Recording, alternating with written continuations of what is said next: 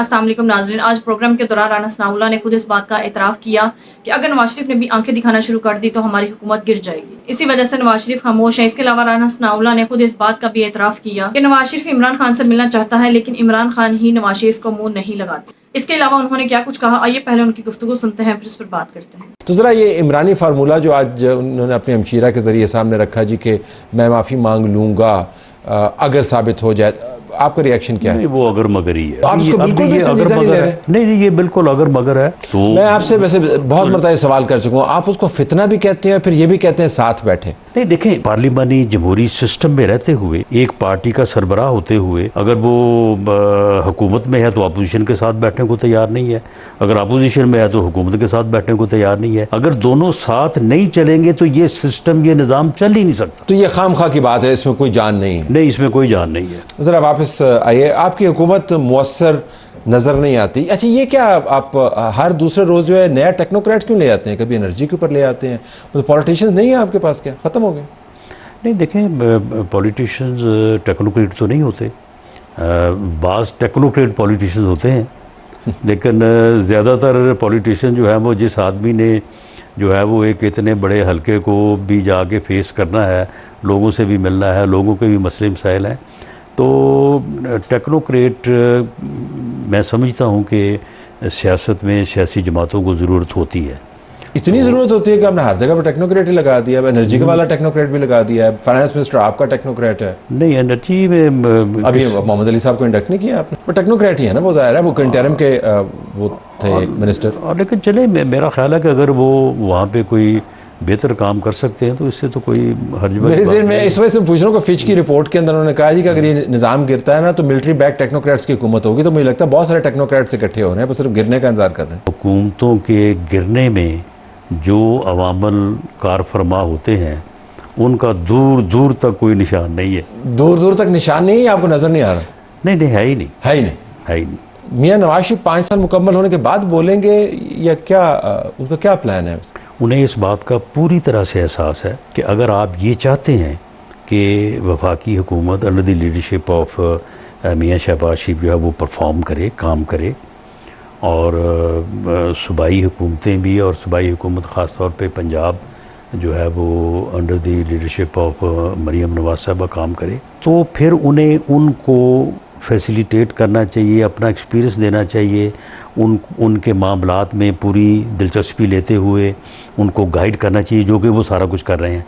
लेकिन नहीं, वो पूरी तरह से कर रहे हैं। कोई मामला बुनियादी तौर पे ऐसा नहीं है जिसके ऊपर उनको कंसल्ट न किया जाए। तो मामला यह है कि अगर वो खुद रोज़ाना एक प्रेस कॉन्फ्रेंस करने लगे, रोज़ाना एक बयान देने लगे, तो ये दोनों गवर्नमेंट से फारिग हो जाएंगे। नहीं, क्यों फारिग हो जाएंगे? लीडर वो उनको स्ट्रेंथन कर सकते हैं, वो ओनरशिप ले सकते हैं, वो अहम मुल्की मामलात के ऊपर बात कर सकते हैं। पाकिस्तान के इर्द गिर्द हालात तब्दील हुए हैं, जंगें चल रही हैं, लेकिन मियां मोहम्मद नवाज शरीफ का खासा रहा है खारजा पॉलिसी। उनका ये फैसला या उनकी ये सोच है जो कि मैं भी समझता हूँ कि ये दुरुस्त है, कि ये बात जो है ये वज़ीर आज़म करे, वज़ीर आला करे, वो दोनों गवर्नमेंट्स को लीड कर रहे हैं और वो कर भी रहे हैं। क्या कर रहे हैं? यानी अपनी गवर्नमेंट्स के मुतल्लिक हर बात वो करते हैं कि हम ये कर रहे हैं। देखना बांग्लादेश के अंदर इतनी बड़ी तब्दीली आई, क्या आप वाक़तन समझते हैं? क्योंकि हमारे मीडिया की ज़ुबान में कहा जाता है कि या आप पब्लिश हो या पेरिश हो जाएं, यानी या आपकी बाईलाइन छपे या आप टीवी के ऊपर आएँ या लिखे जाएँ, उसके बगैर आप फारिग हो जाते हैं। तो आप वाक़तन ये समझते हैं कि मियाँ नवाज शरीफ खामोशी के साथ अपनी तमाम तर तारीख के ख़िलाफ़, उनकी तारीख जो है वो एब्सेंस की नहीं रही है, वो प्रेजेंस की रही है, प्रेस कॉन्फ्रेंसेस की रही है, मीडिया एंगेजमेंट की रही है, बड़े मामलात पर स्टेटमेंट्स देने के लिए लंदन से देते रहे वो स्टेटमेंट्स। नहीं, देखें, वो अब वो क्यों खामोशी में देखें ना, प्रेजेंस की एहतजाज है, को खामोश नहीं, कोई एहतजाज नहीं है। प्रेजेंस की देखें मुख्तलिफ फॉर्म्स होती हैं, जरूरी तो नहीं है कि वो खुद ही रोज बैठे और रोज एक प्रेस कॉन्फ्रेंस करें। तो लीडर को खुद ही बैठना होता है ना जी, आपके बिहाफ पे तो कोई नहीं खेलता नहीं, आपको खुद ही खेलना होता है। नहीं, देखें, मामला ये है कि इस वक्त मुल्क को जिस चीज़ की अशद ज़रूरत है, या मुल्क जिस मुश्किल में है, जो बात उन्होंने 21 अक्टूबर को की थी। 21 अक्टूबर सन कौन सा था? 21 अक्टूबर 2023 में, जब जिस दिन वो अब देखें, आप 2023 21 अक्टूबर की मिसाल दे रहे हैं मियां नवाज। इतना अरसा हो गया उनको बोले हुए। ना सुन लें। Why does he not play that role? किसका इंतजार कर रहे हैं? नहीं, देखें, इंतज़ार कोई नहीं है, लेकिन मामला ये है कि दूसरी तरफ से इसके ऊपर कोई पॉजिटिव रिस्पांस नहीं है। तो रिस्पांस तो किसी एक्शन का होता है ना राना साहब, जिन्हें एक्शन ही नहीं लिया। नहीं, कोई नवाज शरीफ की तरफ से कौन सा एक्शन आया जिसका रिस्पांस? कोई ज़रूरी तो नहीं है ना कि वो जो है वो ये बैठ के कहें कि जी मैं इसके लिए तैयार हूँ और फलां साहब आएँ, फलां साहब आएँ।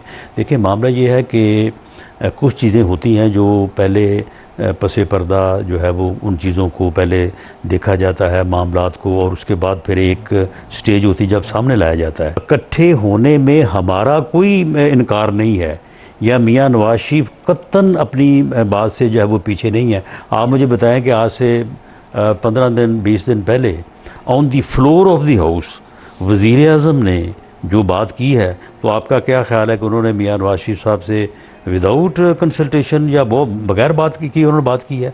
उन्होंने on the floor of the house उनके सामने कहा है कि भाई आओ बैठे। उसका जवाब क्या आया? तो मियां नवाज शरीफ ने खुद नहीं कहना, तो बजरिया शहबाज शरीफ के अलवाना है। नहीं, वो इसरार नहीं करना चाह रहे, लेकिन बड़ी हैरानी की बात है कि अगर मुझे ये मालूम हो कि अगर मैंने आपको दावत देनी है बात करने की या अपने यहाँ बुलाने की या आपके यहाँ आने की, तो मैं पहले थोड़ा बहुत अंदाज़ा तो करूँगा ना आपका रिस्पॉन्स क्या होगा। तो फिर अगर ऐसा हो, अगर ये अंदाज़ा हो जाए तो ऐसी बात नहीं है कि मियाँ शहबाज शरीफ साहब के ज़रिए वो खुद भी कर सकते हैं। बिल्कुल। आखिर में जुडिशरी आपने कानून पास करवा दिया और अब हेड ऑन कलूजन है जुडिशरी के साथ? नहीं, कोई हेड ऑन ज़ाहिर है वो उसके ऊपर जजेस क्या कहेंगे कि आपने फैसले को इम्प्लीमेंट ना करवाने का एहतमाम जो बजरिया पार्लियामेंट करवाया है उसके ऊपर खुश होंगे जज साहबाना? नहीं, आप मुझे बताएं कि जजेस के पास ये इख्तियार कहाँ से आया है कि वो आइन को जो है वो सस्पेंड कर दें? आइन किसने को सस्पेंड किया?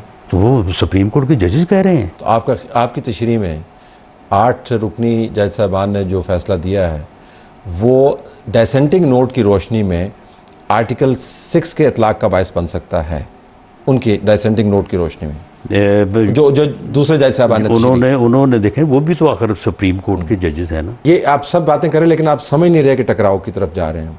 नहीं, देखें मामला ये है कि अब जो लॉ पार्लियामेंट ने जो है वो पास किया है, तो उस कानून के तहत जो है वो इलेक्शन कमीशन को जो है अमल करना चाहिए। और पार्लियामान के कानून के तहत पार्लियामेंट, देखें बात ये है कि लेकिन कोर्ट ये भी कह रही है कि हमारा फैसला माने आप, तो आप तो इलेक्शन कमीशन को मुश्किल में डाल दिया। नहीं, इसमें उनका फैसला किसी और तरफ जा रहा है, आपका कानून किसी और तरफ जा रहा है। नाज़रीन, आज जैसा कि इमरान खान ने मशरूत तौर पर माफी मांगने का ऐलान किया, लेकिन नाज़रीन कुछ मुबस्सरीन का ये कहना है कि इमरान खान ने मशरूत माफी इसलिए मांगी है ताकि 9 मई की जो भी सीसीटीवी फुटेज थी वो मंजर-ए-आम पर आए। उस सीसीटीवी फुटेज से हकीकत में इस बात का अंदाजा होगा कि वो कौन लोग थे जिन्होंने लोगों को इश्तियाल दिलाया और लोगों को इस बात के लिए उकसाया कि वो आर्मी की तंसीबात पर हमला करे और जलाओ गिराओ करे। जब सीसीटीवी फुटेज मंजर-ए-आम पर आएगी तो उसी से इस बात का अंदाजा हो जाएगा कि अगर उसमें तहरीक इंसाफ मुलव्विज़ नजर आती है, फिर जाहिर सी बात है उन्हें सजा भी दी जाएगी और फिर उन्हें पार्टी से भी निकाल दिया जाएगा। लेकिन अगर उसमें तहरीक इंसाफ के अलावा और लोग शामिल होंगे और उन्होंने ही अवाम को इश्तियाल दिलाया और जलाओ घिराव करवाया, तो फिर उन्हें सजा मिलनी चाहिए। इमरान खान का मौक़िफ़ ये है कि अगर हमारी पार्टी की गलती है तो फिर हमें सजा मिलनी चाहिए, लेकिन अगर हमारी गलती नहीं है तो फिर जिन लोगों की गलती है उन्हें सजा मिलनी चाहिए और जिसकी गलती है उसे ही माफी मांगनी चाहिए। दूसरी तरफ नाज़िर राना सनाउल्लाह ने खुद इस बात का इतराफ किया कि इमरान खान माफी नहीं मांगेगा, क्योंकि राना सनाउल्लाह को इस बात का बड़ी अच्छी तरह से पता है कि इमरान खान इस सारे मामले में कसूरवार नहीं है। दूसरी तरफ नाज़िर नवाज शरीफ ने अपने भाई और बेटी को तो जबरदस्ती मुल्क पर इक़्तिदार पर मुसल्लत कर दिया है, लेकिन अब वो खुद छुप कर बैठा हुआ है, क्योंकि नवाज शरीफ अवाम से नजर मिलाने के काबिल भी नहीं रहा और अवाम के जाली मैंडेट पर उसने अपनी बेटी को पंजाब का सीएम बना दिया और शहबाज शरीफ को प्राइम मिनिस्टर बना दिया। नून लीग वालों ने जाली मैंडेट पर अवाम के वोट्स पर डाका डालकर जबरदस्ती मुल्क पर मुसल्लत हुए और अब ये किस तरह से अवाम से नजरें मिलाएंगे और टीवी पर भाषण दें। राना सनाउल्लाह ने खुद इस बात का इतराफ किया कि इसी वजह से नवाज शरीफ ना ही अवाम में आते हैं, अवाम से नजरें मिलाने के काबिल रहे हैं। अगर वो इस तरह से अवाम के सामने आ गए या टीवी पर आ गए तो इस तरह से उनकी हुकूमत नहीं टिक पाएगी। यानी राना सनाउल्लाह ने खुद इस बात का इतराफ किया कि नवाज शरीफ इसी वजह से खामोश हैं और वो खामोश में रहकर ही चापलूसी कर रहे हैं और डील करके बैठे हैं। इसी वजह से उनके भाई और बेटी की हुकूमत चल रही है और जैसे ही वो ताकतवर लोगों को आंखें दिखाएंगे तो फिर वो ताकतवर लोग इन्हें इनकी औकात याद दिलाएंगे, क्योंकि इसका भाई और बेटी जाली मैंडेट पर हुकूमत पर मुसल्लत हुए बैठे हैं और नवाज शरीफ की आंखें दिखाने से उनकी हुकूमत गिर जाएगी। इसी वजह से नवाज शरीफ किसी के सामने नहीं आता और खामोश होकर चुप करके बैठा है। राना सनाउल्लाह ने खुद इस बात का इतराफ किया कि नवाज शरीफ तो इमरान खान से बात करना चाहते हैं, लेकिन इमरान खान ही नवाज शरीफ से बात नहीं करना चाहता। इसके पीछे क्या वजूहात है नाज़रीन, वो तो हम सब अच्छी तरह से जानते ही हैं, क्योंकि इमरान खान का मौक़िफ़ ये है कि मैं किसी भी करप्ट सियासतदान से बात नहीं करूंगा। नाज़रीन, आपकी इस बारे में क्या राय है कमेंट में जरूर बताइएगा। अगली वीडियो में मिलते हैं, तब तक के लिए अल्लाह।